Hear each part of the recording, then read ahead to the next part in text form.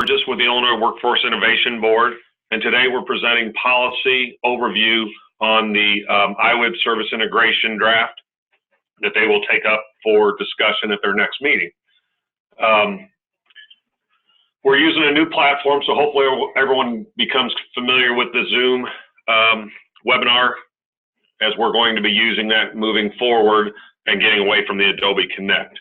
I've got Diana Robinson joining me today, presenting the information on the policy. Also, Olivia Miller from Illinois WorkNet, Southern Illinois University, is here to provide a little bit of overview of the Zoom platform. As you'll see on your first slide, there's three purposes through this webinar today. We want to preview the draft policy, as I mentioned, ensuring we're covering the purpose, context, content, and our implementation approach. We want to clarify the intent of the policy. As Diana will mention, it's fairly overarching and provides a lot of flexibility. So we anticipate there'll be some questions. We'll be responding to those. And we want to solicit feedback so that we can provide any changes and improve on the draft before it goes to the board.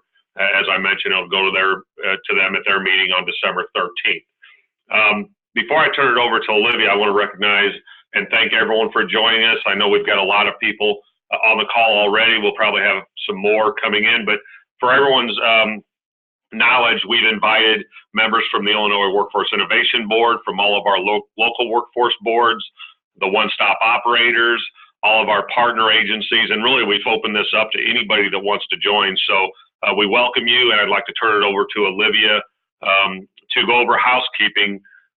During this, I should add before I turn it over to Olivia, during the presentation, I will be answering any questions during in the chat pod, the group chat. So keep an eye on that. If there's something that we should make known verbally, we will do that as well. But a lot of your questions may be able to be answered in the chat pod. Please use that while Diana is presenting the information. And then at the end of the presentation, we'll open up phone lines. Thank you. So Olivia. Good morning, everyone, and thank you for attending today's webinar. For the presentation portion of today's webinar, everyone will be muted. We will be opening up the phone lines at the end of the webinar for questions and answers. If you called into the webinar, please be sure to mute your computer speakers. If you are called in and also have audio through your computer, you will create a sound loop and it will be difficult to hear things. So please make sure you have that taken care of before the end of the webinar when we open everything up. During the webinar, if you do have any questions, you can type into the chat pod. To access the chat pod, you'll click the chat icon showing in the black bar located at the bottom of the webinar screen. You'll need to move your mouse around for this to appear. Additionally, if you would like to exit the full screen view of the webinar, you will select the view options bar located at either the top or bottom of the webinar, and then you will select exit full screen. You will need to move your mouse around a little bit in the webinar screen for that to appear as well. Additionally, we have uploaded a PDF of the slides we're going to be reviewing today into the chat, so be sure to download those if you didn't already get those downloaded from the email that was sent out regarding this webinar. We'll get those posted and make sure everybody has a copy. They'll also be posted to the WIOA webpage with the archived recording to this webinar as well. And so now I'm going to go ahead and turn everything over to Diana Robinson, who's going to be going through the PowerPoint with us today. Great. Thanks so much, Olivia, and good morning, everyone. It's exciting to be at this point in policy development where we have a solid draft that's been shaped over almost a year and a half and will hopefully soon go before the IWIB and be acted on. So my role has been to facilitate the policy work group, and they have worked very hard over these intervening months to come up with a policy that is thoughtful, that reflects the IWIB's priorities, and also represents the views of all the stakeholders that have been involved in this process. Let me just give a little bit of background on why service integration is so important. Hold on, I've got too many screens open. The main reason and it's fairly straightforward, is that the number of services and resources that are accessed either at or through one-stop centers is very large. As many of you know already, all one-stop centers must deliver 6 core programs, that's 4 different titles in the Workforce Innovation and Opportunity Act, and then provide access to another dozen. And in addition, local boards can include additional other partners, other federal agencies support employment and training programs that may be offered at or through the one-stops. Local employers have programs, whether they're apprenticeships or other work-based learning efforts. And then there's a huge network of community-based and faith-based and other non-for-profit programs that may also provide services that are of value to one-stop customers. So coordination is essential to providing not only excellent customer services to both the job seeker and the employer customer, but also to help ensure that the available resources that are offered through the one-stops are used as effectively and efficiently as possible. It helps, service integration helps minimize duplication of effort and helps every dollar that we have go further. Next page. So I mentioned earlier that the work group has been involved in formulating this policy. It was created in August of last year by the IWIB, and it has 28 members, which is a pretty sizable group, but we wanted to make sure that all of the voices that were that we needed to hear from were at the table and actively involved in developing this policy. So of the 28 members, we have 6 members who represent the State Workforce Innovation Board, as well as another employer. We have 5 local workforce areas represented, 2 additional community-based organizations. We have representatives from all 4 core state agency partners, a university, and every once in a while we'll pull in a subject matter expert depending on what's being discussed. So this group, as I mentioned, has been working hard. They've met monthly, approximately, since they were formed, and they have really tackled an effort to identify what's most important to focus on in service integration, and also to ensure, as I mentioned, that all of the voices involved in workforce development are represented and have been heard and integrated into the policy statement. We also conducted a survey of frontline workers in all of the one-stop centers in Illinois. We ended up with almost 300 responses, and the information that they shared with us was invaluable. It helped to confirm that a lot of the direction of the work group was absolutely on the right track. And we will also be revisiting this input as we move into implementation, as they identified a number of issues and opportunities and resources that we want to make sure we're mindful of as we move forward. Okay, next slide, please. So what exactly does this policy do? It's a fairly straightforward policy as far as state level policy goes. The first thing it does is it defines service integration, and we'll look at that in just a minute. It establishes what the requirements will be for service integration. And these are presented in the form of goals and outcomes in a variety of different areas that one-stops function as. But the key here is that all Illinois one-stop centers must show how they are addressing these goals and outcomes to be certified. And these goals and outcomes represent really the bulk of the policy, the content, the substance of this policy. And then the other thing the policy does is to establish the process that LWIBs use to both pursue progress towards service integration and then document that they are making every good faith effort to achieve these service integration goals. As far as this third bullet goes, we recognize that implementing service integration is not an overnight undertaking. It's going to take years in many cases. And to help with that process of systems change, one of the tools that the work group has identified as being essential to this implementation process is to build a self-assessment document. It helps each of the one-stop centers identify where they are on basically a continuum of service integration that ranges from working in an isolated manner through different levels of communication, cooperation, collaboration, and then finally to full-fledged integration. So this self-assessment will help each one-stop center figure out where they are on that continuum, establish a baseline, and then be very helpful in the work of the LWIBs and the one-stop operators in identifying what are the most important improvement targets. So self-assessment tool will be critical.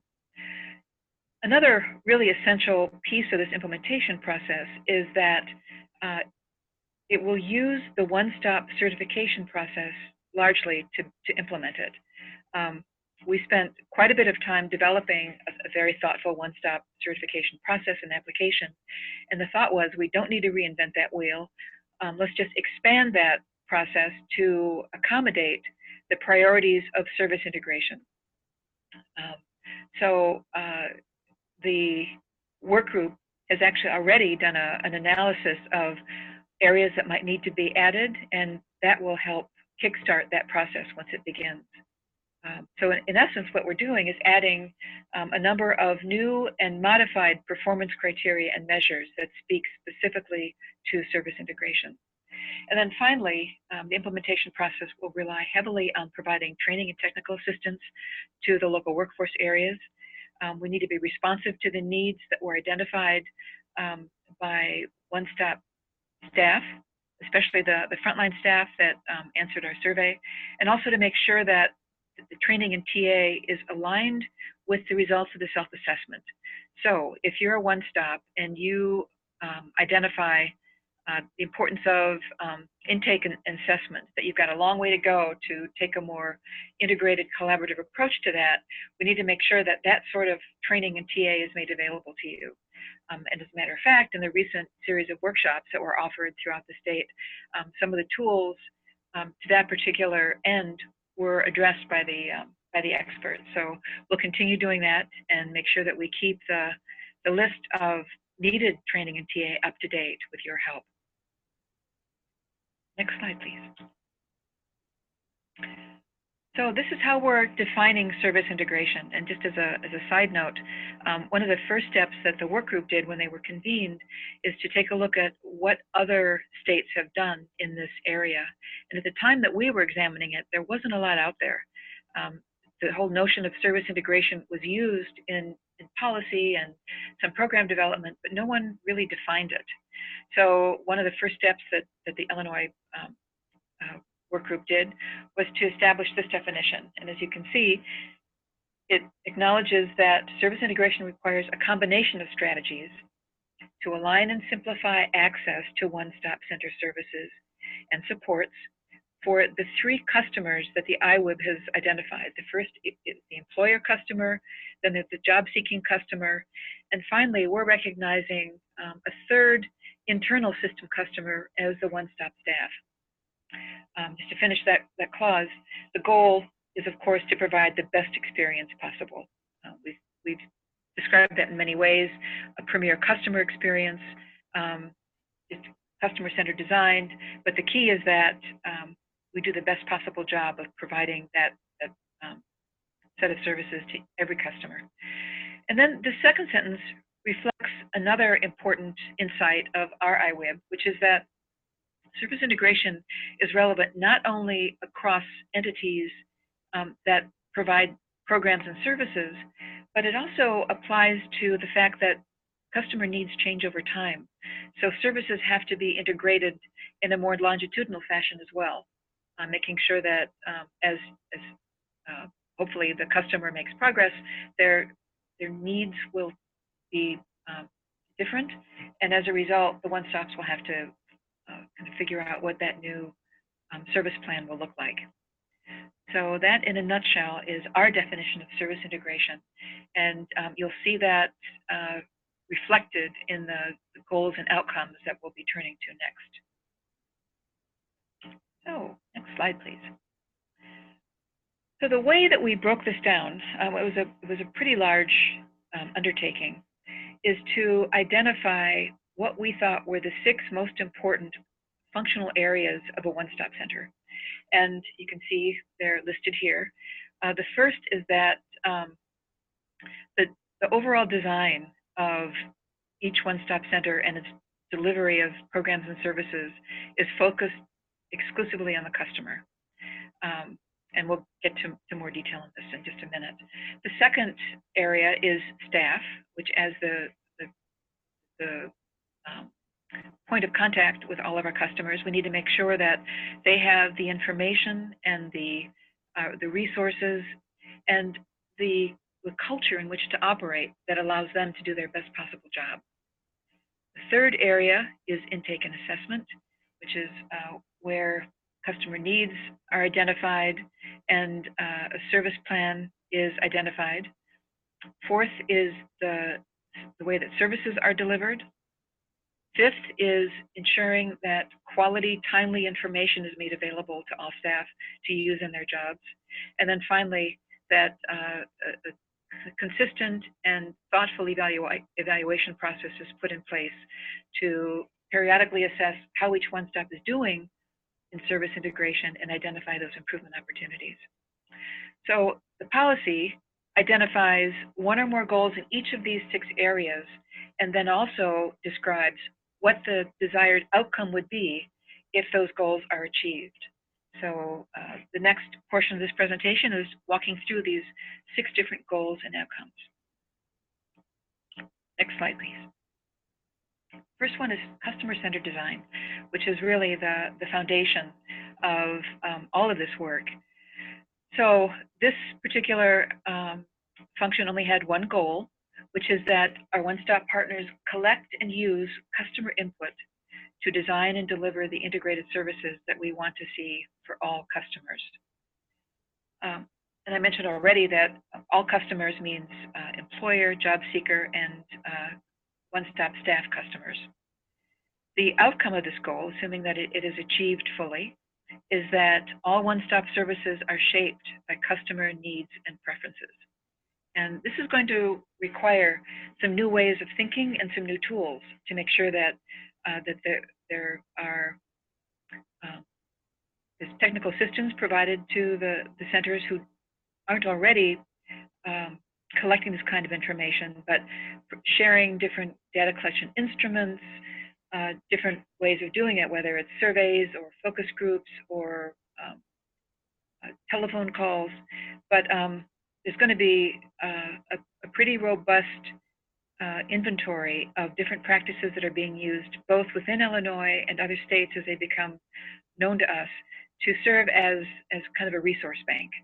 Again, it's we appreciate that we're placing some significant expectations on the one-stop center, so we need to make sure that you have the resources you need to deliver on them. So that's the first one. Next slide, please. Staff, we have 4 goals related to staffing. The first has to do with there's clarity on the part of every staff person in every one-stop center as far as what their job competencies should be, what the organizational values of that one-stop center are, and what the performance expectations are of each staff person. And that information is communicated clearly, so there's no question. And there's also a shared understanding throughout the center, given that there are often multiple programs and agencies represented there. Secondly is that cross-training and different program resources are available that address the role, the services available, and the eligibility requirements of all the WIOA partner programs.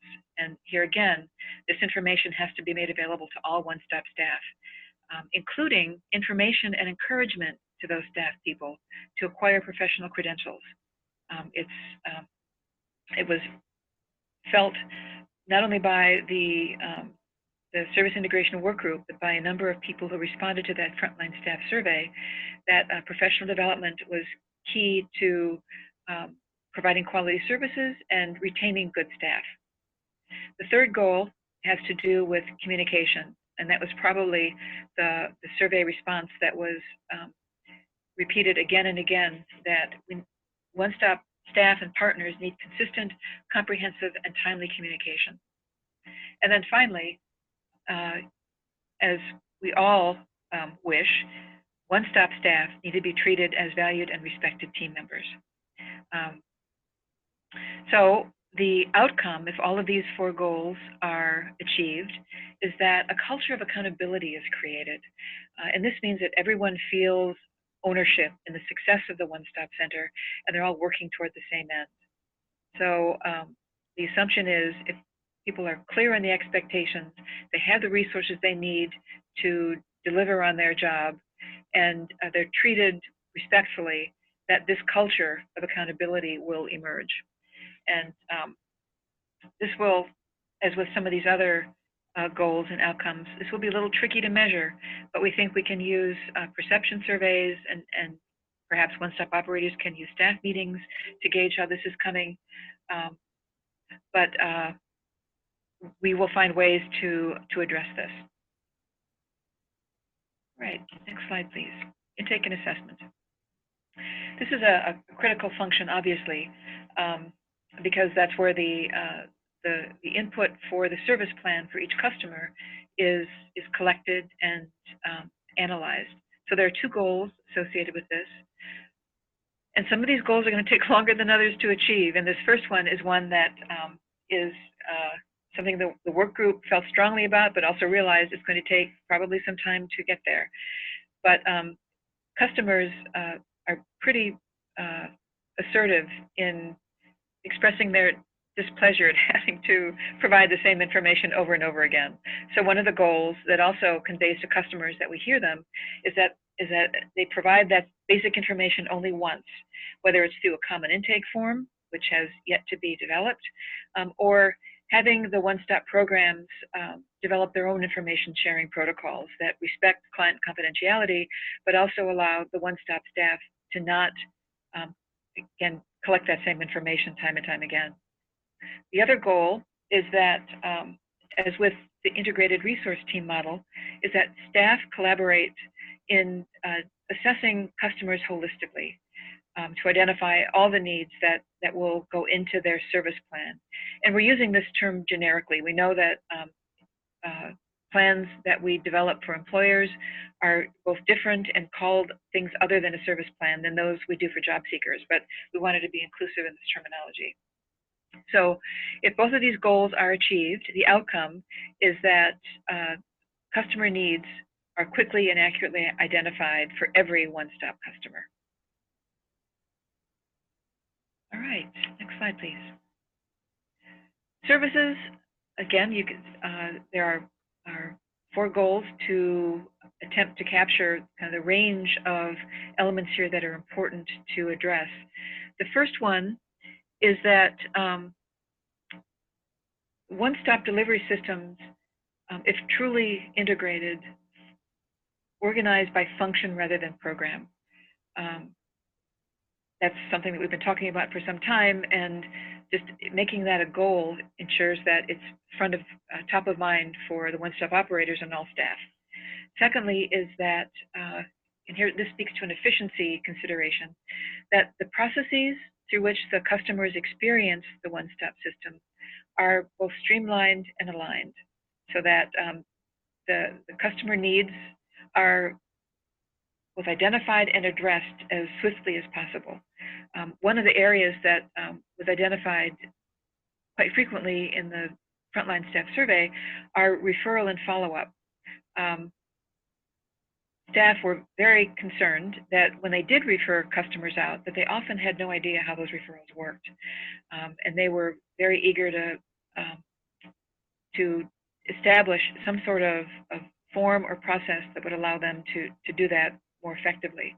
But that's just one example. And doing some process mapping to identify the efficiency of different one-stop processes is probably one very effective way to address this goal.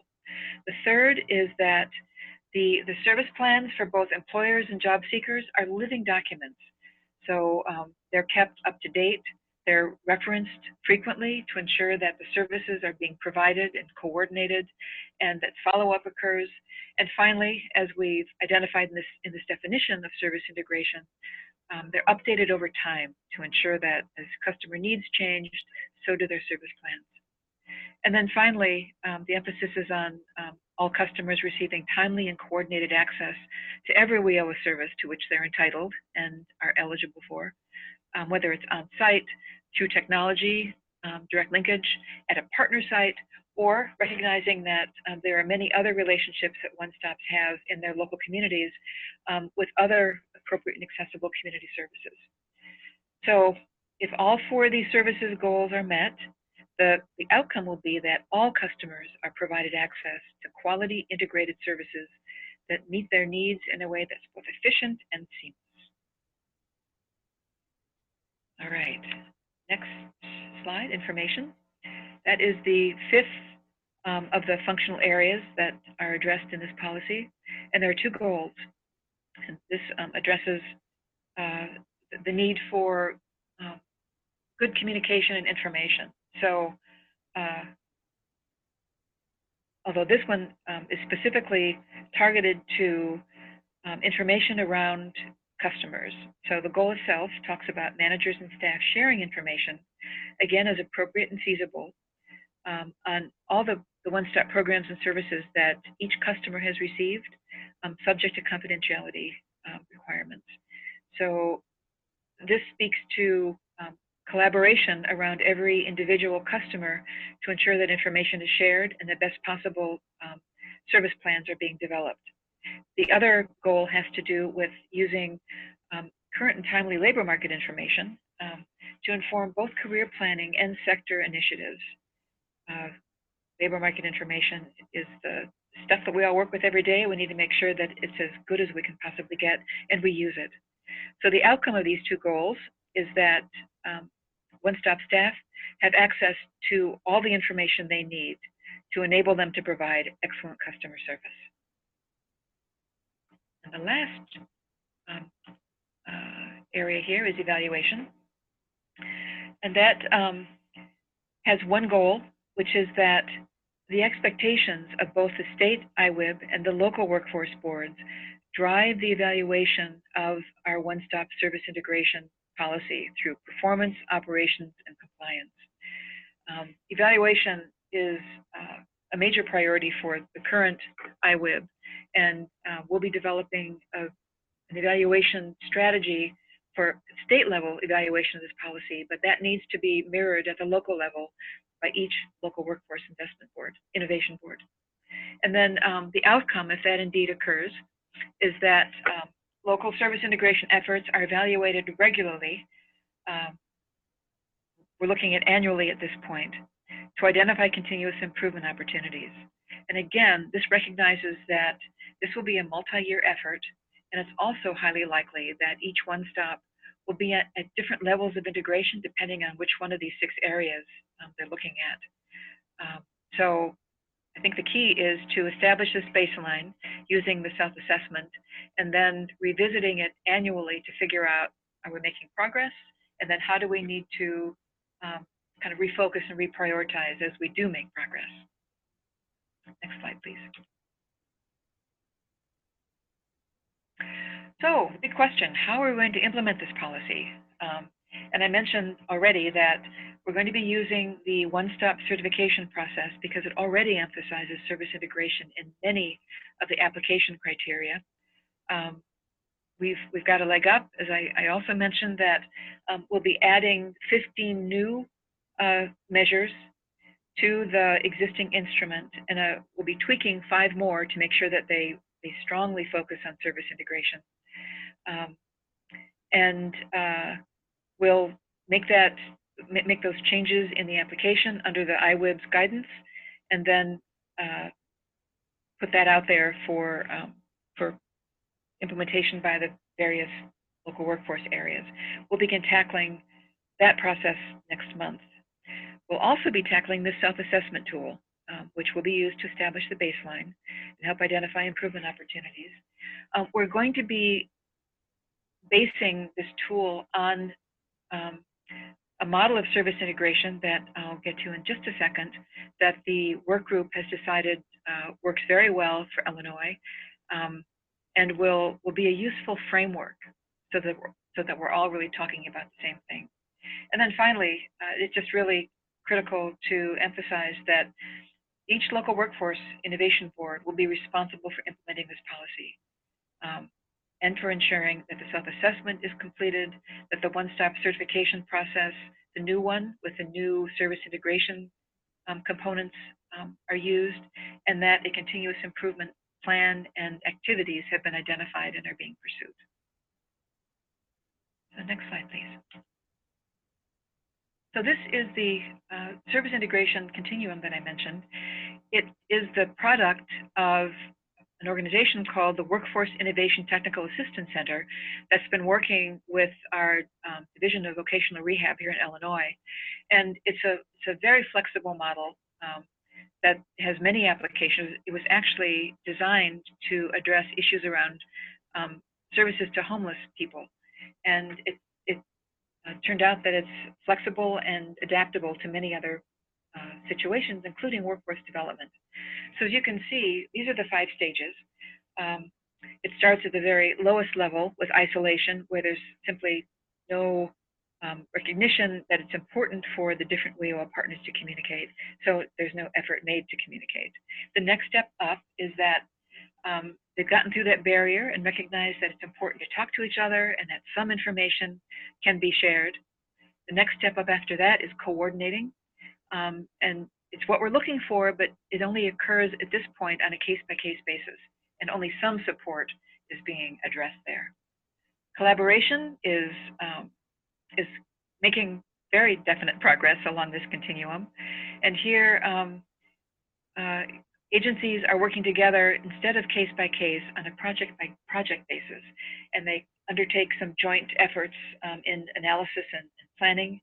And then finally, the stage that we're hoping everyone will get to, and that is complete integration, where collaboration is intensive, where agencies understand how interdependent they are.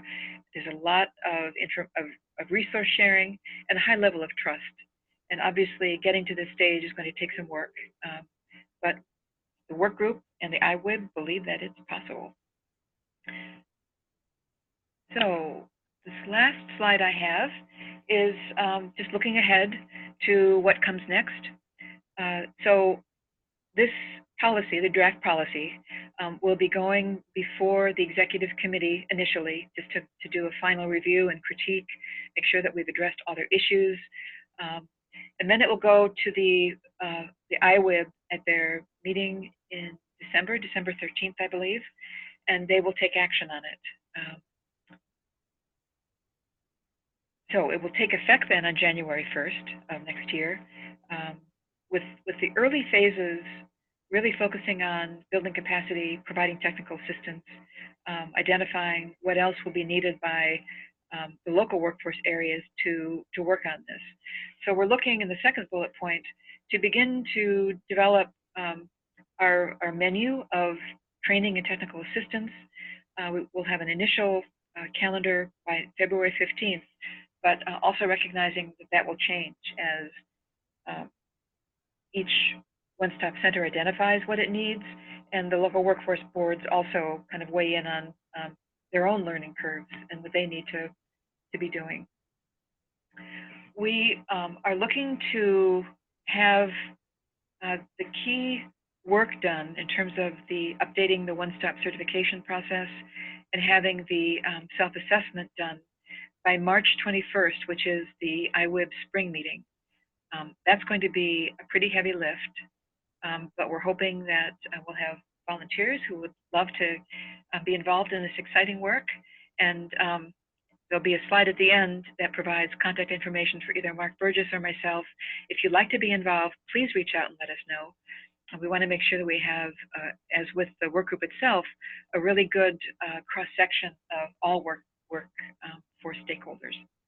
Then we'll have a big summit on service integration in April, the 23rd and the 24th, where again, we'll be focusing on your needs for implementing this policy and making sure it's as responsive as possible.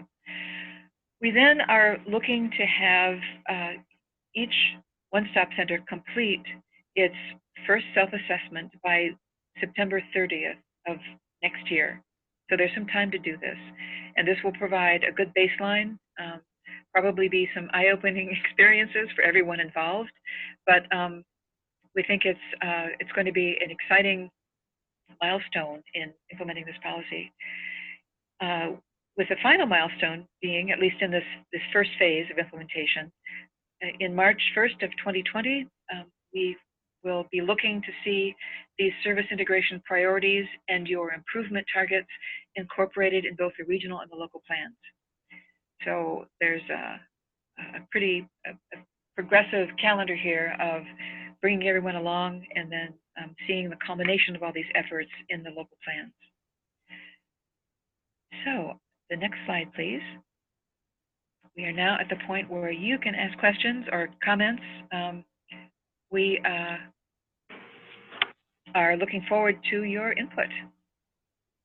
All right, thanks, Diana. Please, if you're not speaking, mute your phone so that we don't get the background noise. I'm going to kind of systematically go down a list of individuals or groups of individuals that have joined us today and ask if they have any comments so that we don't have multiple people chiming in at the same time. I'd like to first start off with answering. We did have one question during the presentation and have another one here. The first one was the assessment tool. When will that be available? I think Diana touched on that. We'll have that started, fairly shortly in the new year, and hopefully have that done by early March so that the board can take that up for further discussion. I do want to comment to that. As far as those that are familiar with the one-stop certification process, it may seem like there's a little bit of duplication between a service integration assessment tool and the one-stop certification process and application. They're both conducted by center staff or center administration or the one-stop operator and confirmed by the local boards. However, the certification process is something that is site-specific. When those are submitted, it's specific to either a comprehensive, an affiliate, a specialized center, and the service integration policy is really touching on the entire system. So one example I can give is our meetings being held to discuss overall operation.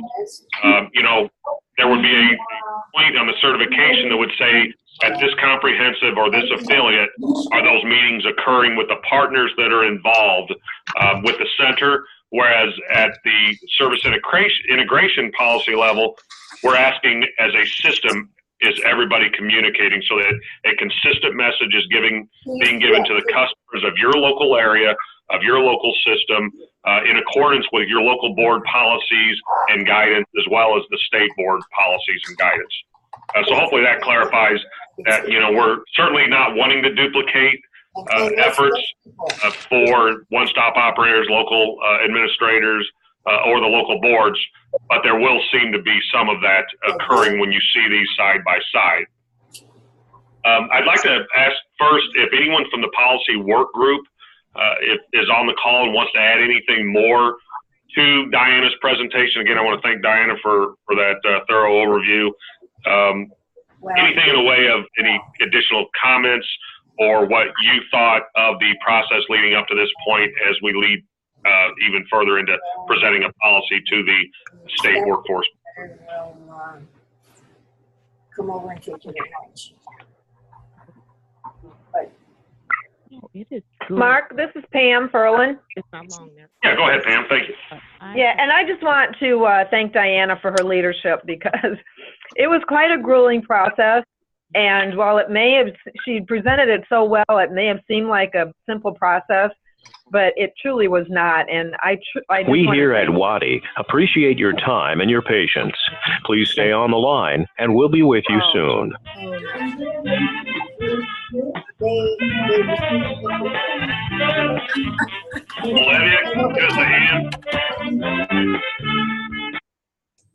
Yeah, I just had to remute everybody. We have way too many people with their phone lines open. There's about 200 people in here.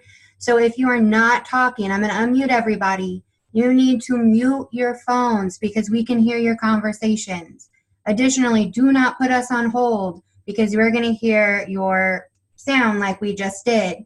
So please make sure you're paying attention and you're muting all of your phones if you're not speaking so that we don't hear the conversations going on in your office. All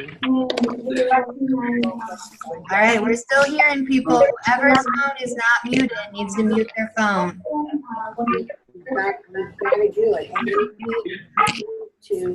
Jonah? Kathy Lively, Gina? Yeah. Usually I can send the police. Robert? Carmen? Okay, I think I'm just going to go ahead and start muting people. If you're not going to mute your own phones, I'm going to have to take your audio away.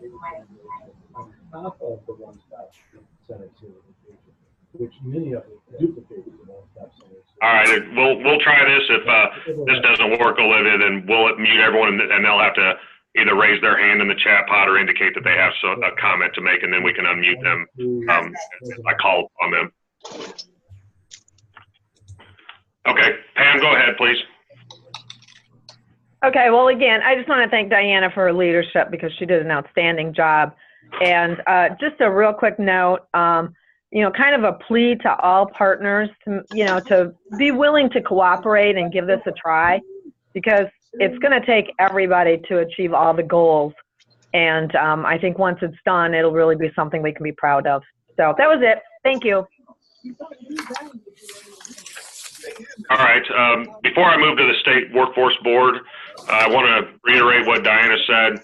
We're soliciting anyone that wants to help on the assessment, tool development, and identification of technical assistance need around that or around service integration in general. So if you are interested in joining those efforts, please email Diana or myself, and those are on the last slide of the presentation today.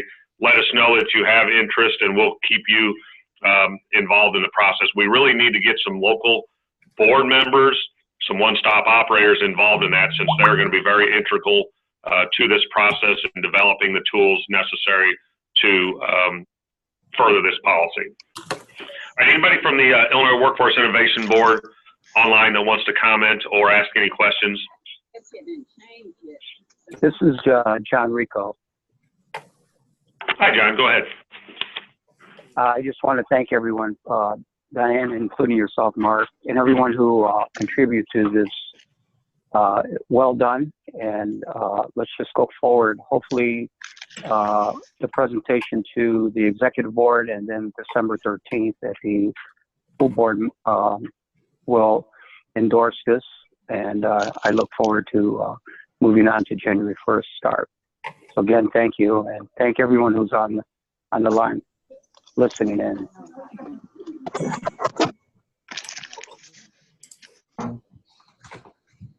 All right, thanks, John. We thank you, the board, for their guidance. I think we had maybe 7 or 8 board members on this policy work group, so you know, a lot of effort was put into the development of the draft and timeline, and going forward, we'll have the implementation plan as well that they'll be involved with. So appreciate all of the involvement at the state board level. Anybody from local workforce boards online today that have a comment or question?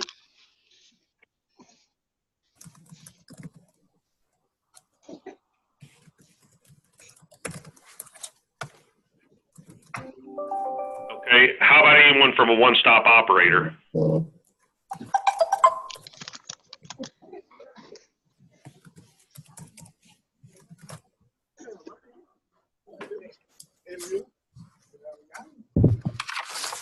All right, next, anybody from state partners? I know some of us have local representatives administering the programs, but if you're a state agency and you administer the local programs and have a comment or question.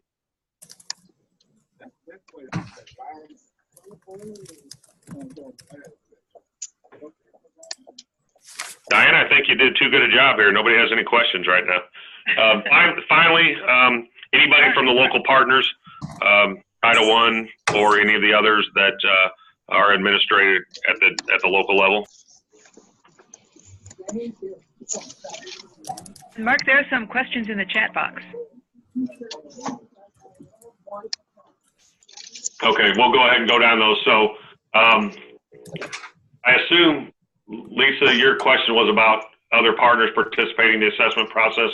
So hopefully I answered that with regard. We went a full mix of workforce system, education system partners and representatives on these work groups, not just service integration, but really we would like to have that for all of our policy work groups and the implementation plan development. So unless your question is different, Lisa Jones, hopefully that's answered it. Next question is, does this mean that every customer will be required to have a needs assessment by every partner? The assessment for service integration isn't at the customer level. While we will need some customer input for certain elements of those 6 areas of service integration, this is about a system assessment. So, you know, is the local system as a whole addressing each of these 6 areas and the 6 intended outcomes with the 14 particular items under each of those 6 outcomes. So it's not about assessing a customer. That is a particular service provided to customers. You know, speaking from Title I at least, we certainly do assessments, but this is not that type of an assessment. So the tools that will be developed will be directed towards ensuring and asking the appropriate questions that will provide a basis of where the local area is at on that WINTAC model, 5-step kind of plan from isolation to integration. Hopefully that answers your question, Mike. Sorry, who is this? The next question Sorry, is, or at least a comment is there's some challenges in full integration, particularly in areas of referrals and outcomes. We recognize some of the challenges, and that's part of the process in developing an assessment tool and some guidance for completing an accurate and assessment, in that we will have to recognize that. The question then is there any work being done at the state level to develop shared referral tool? I think that will come out in the discussions of the assessment tool, in that there will be some inherent challenges that we have to look at. And so in some areas of an assessment, you may indicate that you're still in isolation because of those challenges. But I think ultimately the assessment tool, the guidance will lead to the fact that someday everyone should strive to realize that full integration of the system needs to occur. And so where those challenges exist, whether those be at the state level that affect everybody, or they're a local challenge that affects only those in your particular local area, you will have to come up with a plan of how you're going to overcome those challenges. And you know, this policy is fairly flexible right now, without a lot of specific guidance. The hope is that once the assessment tool is developed, assessments are begun, what we're gathering from those assessments are what we see as good practice, as something that we can share with the entire system, so that if one area feels like they're doing very well on a particular item, we can share their success with everybody else, learn from that, and all grow together and address these in a continuous improvement type of fashion. Anything you want to add on that, Diana? No, you did a great job. Thanks. Thank you. And then the next one, is there the understanding that there are still questions about information sharing? Will there be a common program for all to use? If I'm understanding your question, Bruce, and if not, when I get done here, please follow up. I don't know that assessment, while we'll have a policy that's applicable to the entire system, while an assessment tool will be utilized by all local areas and evaluating, I think we all have different dynamics to our local areas. And so I don't know that we can develop a plan that is so specific that it's the way that we expect every single local area to implement service integration. I think that's why the flexibility is there. I think the overarching thoughts of what service integration is, the 6 key areas and outcomes especially that are intended to be met. We'll continue to allow that flexibility, but as we learn from best practices, if there's something that seems to be necessary in all areas to continue to move up the ladder towards full integration, there might be areas where we do add to the policy those specifics, but certainly I don't see that a policy will in itself be so specific that every local area, their service integration is going to look the same as all the others. So next question, hopefully that answered your question, Bruce.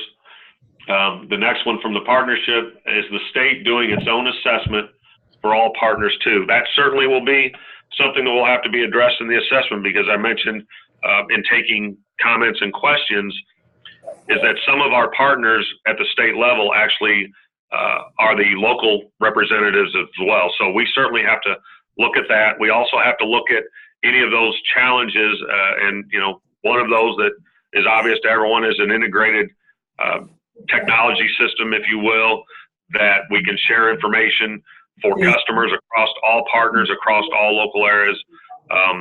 That's something that happened, that's required by the WIOA Act, and will be a challenge that will take some time to overcome, but that's type of state level coordination that needs to occur, and we'll certainly have other items of that we'll need to address at the state level. All right, so from Laura, several local areas have developed their own referral tools. Specifically, LWIA 18 discussed a referral and tracking system at our recent service integration workshop. So we appreciate everyone that joined in those. We got a lot of good information and feedback following each of those 3 sessions. We'll be utilizing that feedback, also the individual feedback from local staff that Diana spoke to in developing this. So certainly if you at the local level, whether you're at board, one-stop operator, specific local partner, have tools already that you would recommend being reviewed and taken into discussions as the state board continues the implementation plan, we want to hear about those. We get asked all the time if the state can create a checklist or a form or a template, and we're more than willing to do that, but we like to hear from the local areas who have already done something of this nature that we can learn from and incorporate within those types of documents. So certainly this is an example. If you have something you think should be included in the discussions as the assessment tools and technical assistance is developed, contact Diana or myself. Maybe you can join us on those efforts and provide us an overview of what you have developed and include that in our discussion. So again, this isn't the state board setting all the guidance. We are learning from everyone else. That's why the policy work groups include local representatives, include those from local boards, so that we can get a feel from the entire system of what's needed and what will work. And we want to continue to have our efforts include those kind of inputs. Okay, anyone else have any comments? I think that's the last one in the chat that I can see. Are there any other last comments or questions before we adjourn today? Again, a reminder, this webinar has been recorded. Once they can accomplish downloading the recording, Olivia and staff at WorkNet will get that uploaded to the Illinois WorkNet site where all of our webinars have been housed, along with all of the associated documents. So if somebody wasn't able to join today and they ask you about it, direct them to that site so that they can view the webinar and hear the discussions themselves. Olivia's just posted that link in the chat pod. Hopefully you've still got your chat pod open. It sounds like nobody has any more comments or questions. Again, I want to thank Diana for presenting the information so clearly, and also Olivia for assisting us. Thank you all for your patience in us utilizing a new technology. For those of you that weren't familiar with Zoom, you can also provide Diana or I some feedback on your thoughts of this platform. Our intent is to use it going forward. So hopefully we can all learn and be able to utilize this efficiently in the future. I know I had a little technical difficulties in the chat pod. Apologize for that, but the next one will be a lot better. Thank you again for joining us, and we look forward to hearing from those that want to contribute further in the process by joining our team, and look forward to any other information you have to provide. Thank you. Thank you.